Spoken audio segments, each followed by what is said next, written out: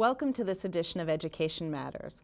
I'm Shirley Brandman, President of the Board of Education and your host. On today's show, we'll be discussing how the school system, in collaboration with our community partners, is preparing students for careers and the world of work. While we want students to continue their education after high school graduation, we also want to ensure that they have the skills to be career ready in the 21st century workplace. And to help me start the conversation, I am delighted to be joined by Kim Jones. Kim is a partnership manager for the school system and directs the Superintendent's Leadership Program. Thank you for being here and welcome to Education Matters. Thanks, Shirley. Thank you for inviting me. It's a pleasure. So Kim, tell us a little bit about your job and what you do to help students be college and career ready. Thanks, Shirley, again. I work primarily with the high school students in the county, and I'm working with the Superintendent's Leadership Program specifically to make sure that there is an experiential education for students in career and leadership development. So let's tell folks, what is the Superintendent's Leadership Program? The program is an honors course that is offered by MCPS for high school seniors. They apply in their junior year, and if accepted, because it is a competitive process, if accepted to the program, they spend their senior year in a honors program that allows them to go into an internship that I place them in, and they are doing the work of what an entry-level college student might be doing. They get honors credit for that. They come to seminars, and these are all educational seminars. They're didactic. We have career topics, leadership topics. Tell us about some places that students have interned so we have a sense. Okay, well, I'll tell you a little bit about this year's class. Okay. We have 17 students in the program, and they're a little bit all over the place. We have several that are at different labs at NIH, but we have one who is working in analysis at Morgan Stanley Smith Barney in Gaithersburg. We have students at charities. So one was at the Friends of the Library doing some outreach and social networking for that organization.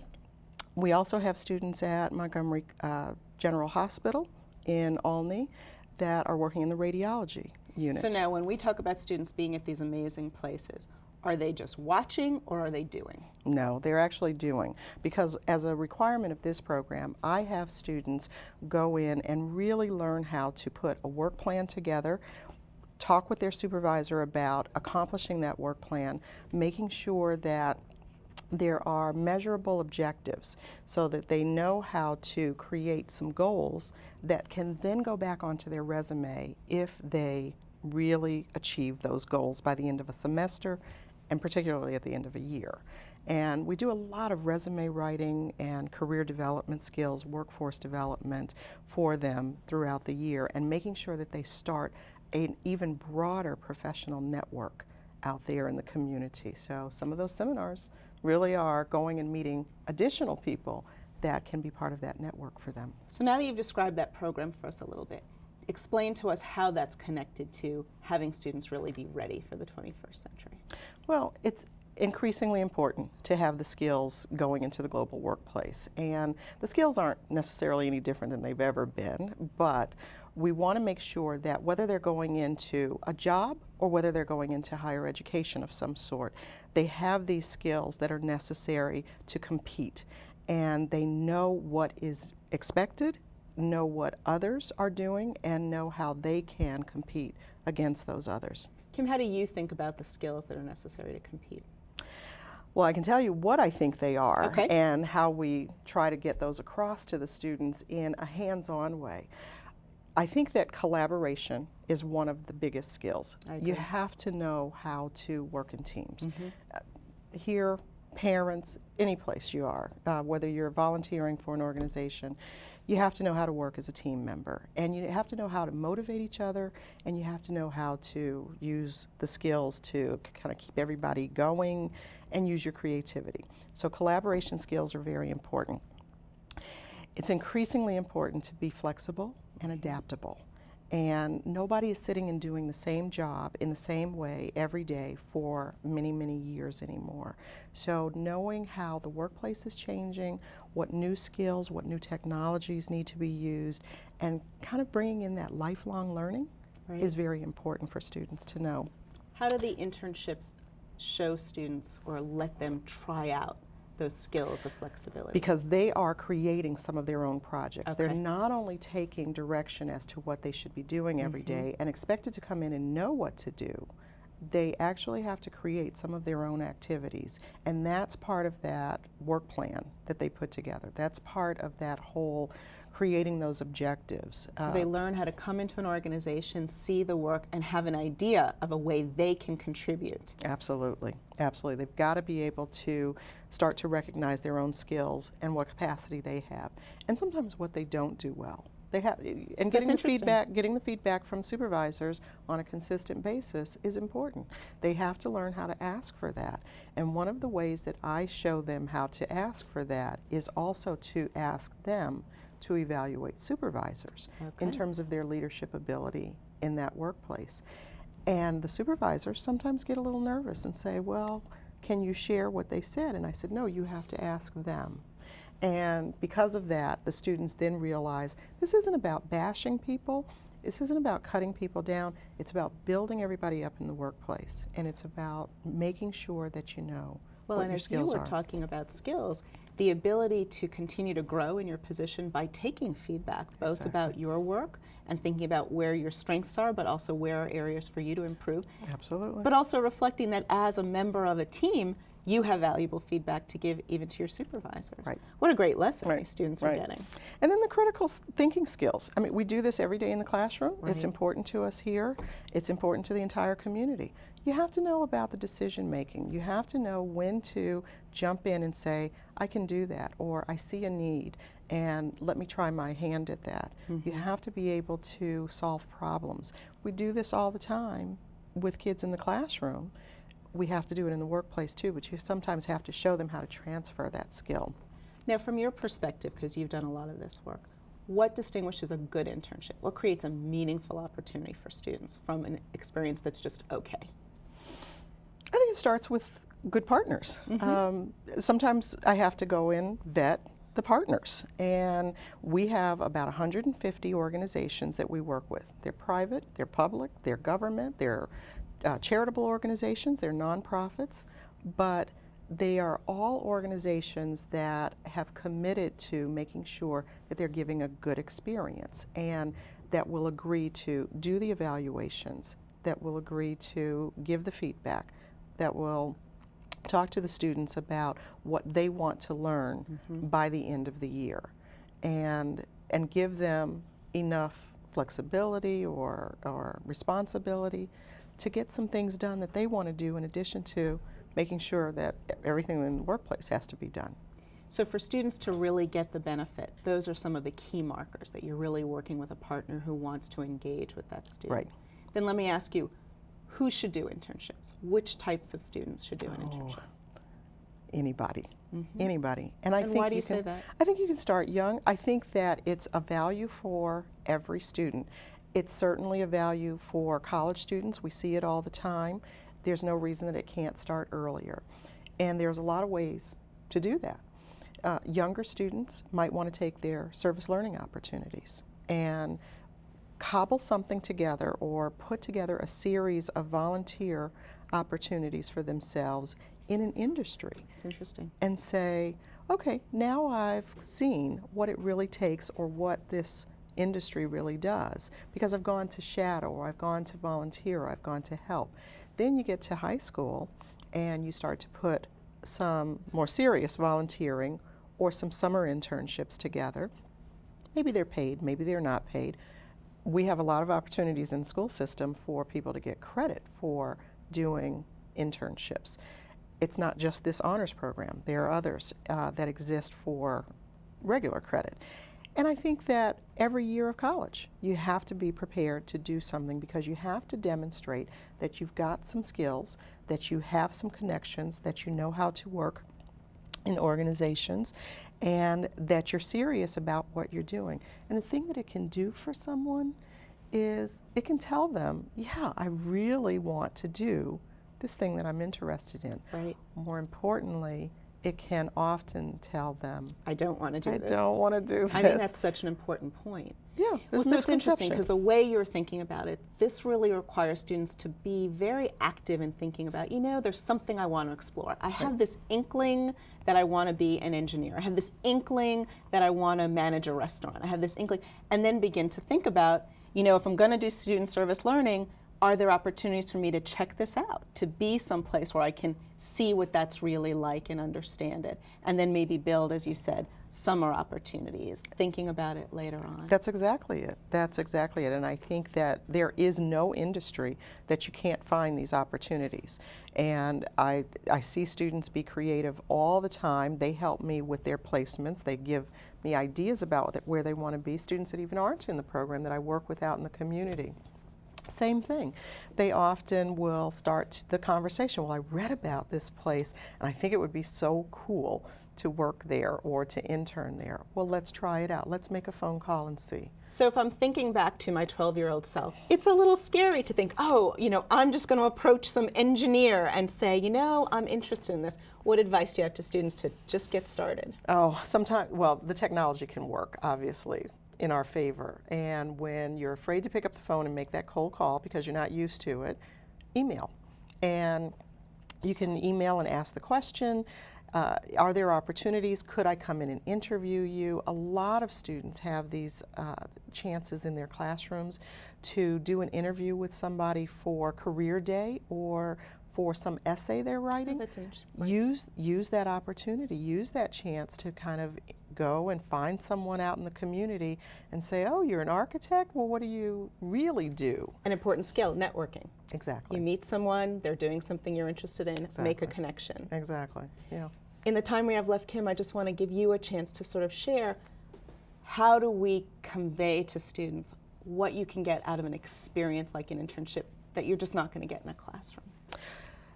I think it sets you apart. I think that's what students have to know, is that an opportunity to serve, to learn, to volunteer, to intern, to do anything that has to do with workforce development for the future really benefits you as the individual. And knowing the people in your building, the wealth of information that's available through every high school internship coordinator, every middle and high school service learning coordinator, every career center in each high school, and each one of those schools has one of those. I think they've got to You have resources, take advantage of them. They certainly have to. That's great advice, Kim. Thank you. Well, that's all the time we have for this segment. I'd like to thank my guest, Kim Jones, for joining me. We're going to take a quick break, but stay tuned for more Education Matters.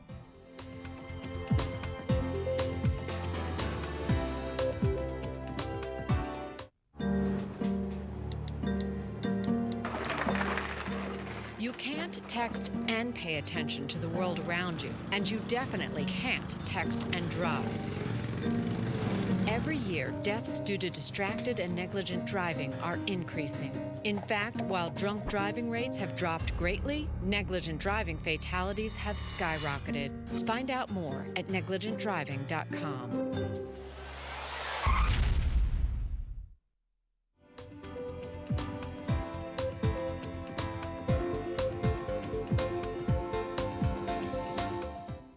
Welcome back to Education Matters. Our topic today is career readiness. With me for this segment, I am pleased to introduce Tom DeGonia and Lisa McDonald. Both are on the board of directors of the Collaboration Board for Career and Technology Education. Tom is the immediate past president of the Collaboration Board and is also an attorney with the law offices of Etheridge, Quinn, Kemp, McCullough, Rowan, and Hartinger. Thanks for being here, Tom. And Lisa McDonald serves as the current president of the Collaboration Board and is also the education director with the J. Craig Venter Institute, which is a world leader in the area of genomic research. Welcome to Education Matters. Thanks. Lisa, let's ask you to kick off. Tell us about the Collaboration Board and what they do.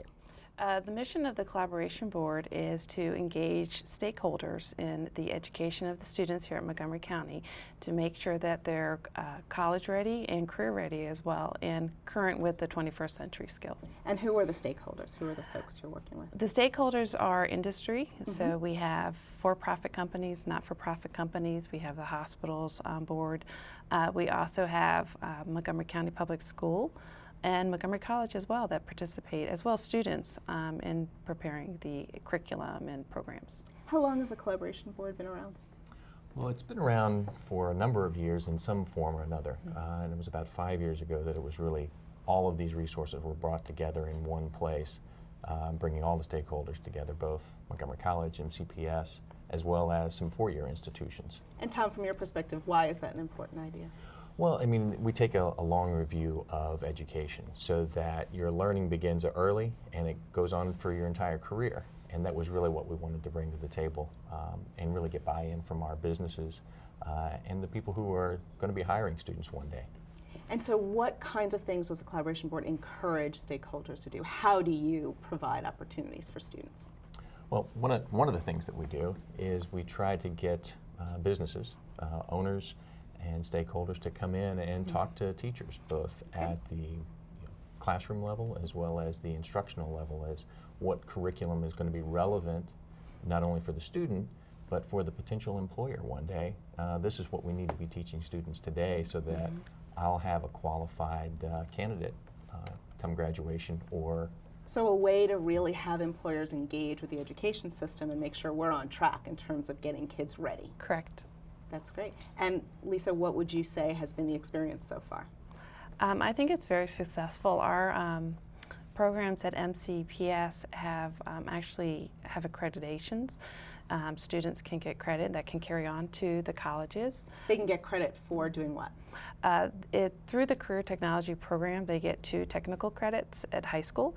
We have articulation agreements with Montgomery College, so the students can take those credits and articulate then into Montgomery College, and those credits follow them. And with our 4-year partners coming on as well, those students can complete 2 years at Montgomery College and then also then finish 4 years or 2 more years at a 4-year school. And so the credits follow with them. So we're talking about actual educational opportunities that students can choose, but that have been shaped and molded by folks who have real-world experience in the business world, so that they can have some sense that if I do this kind of study, I will be prepared for this kind of opportunity. absolutely, and it's showing the students that it's not just a job; it's a career, and there may be many stops, if you will, along that train to reaching that ultimate goal. But here are the steps that I can take, and with those articulation agreements, it allows students to say, "Listen, I may not be just a traditional. I'm going to graduate, I'm going to go to a 4-year school. Maybe I need to work in the interim. And what can I do to help get to where I need to be?" And so that allows some flexibility with that education and that career. And are there work opportunities for students through some of these partnerships? There are. With the partnerships, we have the internship programs. The hospitals have been working very closely in terms of the certification with the nursing assistants when you go into the Montgomery College level. So we're making sure that we're engaged with that community to make sure that we're meeting the needs in terms of what careers they have available here right now. So that some of the training we offer students, there are actually in the county real opportunities that some can take advantage of. Yes.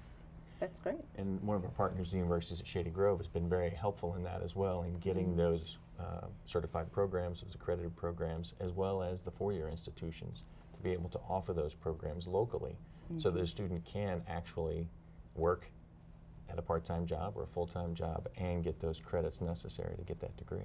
How do students find out about those opportunities, Tom? Well, one of the things that we encourage is we want to be there as a resource for the teachers, the people who are in the classrooms instructing. And I know Lisa and I both have been to classrooms at the request of teachers, but also working through your school counselors, your career counselors.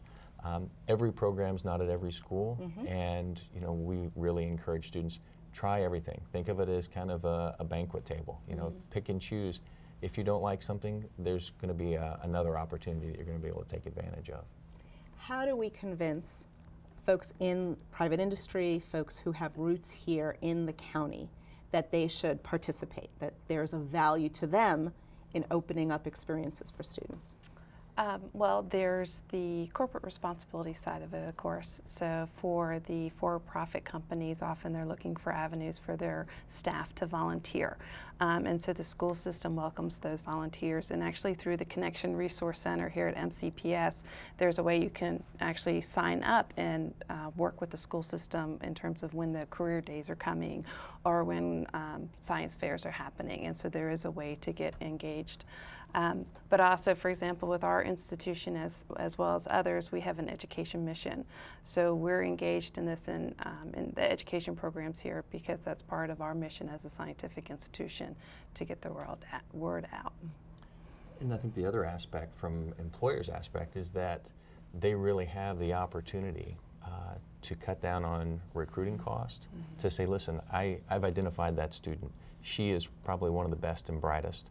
I want to follow her career. I want to make sure that when she graduates from University X, that she wants to come back and work for me here in Montgomery County, whether it's a Marriott, whether it's a Bechtel, whether it's a Lockheed Martin, whether it's any number of our biotech companies, that they want to come back here. So I think the employers really see the value in helping recruit those students early. So you're getting to help sort of shape and guide. You may even be able to suggest classes that a student might take to build up his or her foundation to be even readier. Very much so. Actually, the career advisory boards actually participate in the curriculum development directly. So those 2 credit courses, or the 2 courses that I refer to, the industry partners work very closely with MCPS to actually design that course. So it's very current to what are the needs in the industry. And then they advise it once we have it approved through the state. They continue to advise on participation and things that are going on actually in the workforce. So if I'm a high school student not yet sure what I want to be when I grow up, why would I try to take one of these classes? If I don't know, is it still right to choose? I mean, absolutely. If you don't know, Say why. There's even more reason. It's even more reason to choose, because there's a real value in figuring out what it is you like, or sometimes what you dislike about it. And so this is an opportunity before you take that first job to kind of take it for a test drive and say, is this a career, or is this an industry or a field I might be interested in? And maybe it's not right, or maybe you fall in love with it, and then you can see kind of the pathway to get where you need. Would it be wasting my time if at the end I decide this is not what I want to do? Absolutely not. And Lisa and I were actually talking about this earlier, is that students need that opportunity to learn what it's like to work, to get that work experience. Whether it's in a job you like or dislike, you have to learn what that work ethic is. Well, and it's everything from show up every day on time, show up every day and stay for the hours, whether it's a good day or a bad day. The organization, you're having to interact with other people. What am I missing? What are some other things students I mean, I get? think the personal interaction is really what we call soft skills. The ability to sit down in a meeting, to interact with other people, to exchange ideas, to work well with others, to convey your needs, to listen to other people's needs in the workplace. The teamwork concept, the collaborative concept that now most workforces are going to is very important. Oftentimes in school you're by yourself, you're working on a paper, though there are team projects. Now there's team projects that are very large and you're one part of it. And you do have to work students really get a chance to be part of the team if they participate? Yes, they do. I can speak for our internship program specifically. Our interns are part of larger projects and they go to scientific staff meetings, they present. We actually had 2 interns actually on our recent synthetic cell paper, so they are actively engaged in real projects. And that's a focus for the collaboration board, is that all of our students are participating in real projects at their job sites. So it's not make work, you are really getting a chance to see what it's like. That is really important. What else would you tell families who are thinking, sitting down with their students and starting to think about, I'm just entering high school, I'm mapping out my career? What are some pieces of advice you'd give now from your perspective? Well, look and see what's available at your school, because there are different programs at different schools. If there's not a program or you don't feel that there is, talk to the career counselor at the school and ask why that program's not at your school, and they can give you some resources. Whatever field you want to choose, there is a partner out there for you, and we can help you find that partner. So don't be overwhelmed. Take that first step. It's okay to try something and not like it, I think is what I would say. That is really important. And Lisa, from your experience working with the internship program, what types of students tend to apply? Actually, we have all types of students. We have your traditional student that may be all APs and have accelerated in the sciences, but we also have students that are, pretty mainstream and are just interested in the science as well. And we actually look at both students equally because we want to make sure that both have opportunities. The internships we gauge according to their abilities. So someone that may come in with a stronger academic background may have more advanced work, where someone with a little less experience will do different types of tasks. But the point is to give them something that meets their abilities but also challenges them so they're learning in the process. So from the work that you've done, do you see yourselves as mentors, as coaches? Talk a little bit about that. Well, I mean, I think there is a large kind of mentoring side to that. When I go and speak myself to classrooms, you get lots of questions about, well, what's your day like? Well, what type of work do you do? Do you interact with people? Do you not interact with people? So you really are, it's an opportunity to mentor students and give them a look into what a career might be like. And sometimes you're dealing with students who may have no other kind of role model or mentor role. Maybe the parent hasn't been through college, maybe they don't have an advanced degree, and this is a connection for them. And you get the email follow-up and they ask, well, what should I do? And do you welcome the email follow-up? I absolutely Is that okay? do. I absolutely do. Good to know. And I think it's easy for a lot of students. It's an easy form of communication. And you can answer those questions and you can kind of give them some tips about schools or classes. And it's good to have that relationship. So as I listen to this conversation as a member of the board, what are some things you would say from your experience that MCPS can think about doing more and better to increase opportunities for our students? I think a lot of it is getting the word out there about the program and the opportunities. I think there's nothing worse than having these opportunities and not having them oversubscribed. All the time. And that's really what I think my biggest request would be, is help us get the information out to the students and the families more. Right. And actually that's what some of the career advisory boards themselves are taking an active participation in doing that. I know with the bioscience career advisory board that I'm still part of, one of the target objectives this year was marketing to the parents and the students, really to the parents, because it starts in the 8th grade years. Absolutely. I want to thank you both so much, because having an involved community to support our students and to help shine a light on some pathways for them is invaluable. So thank you so much for being here. Thank you. Us.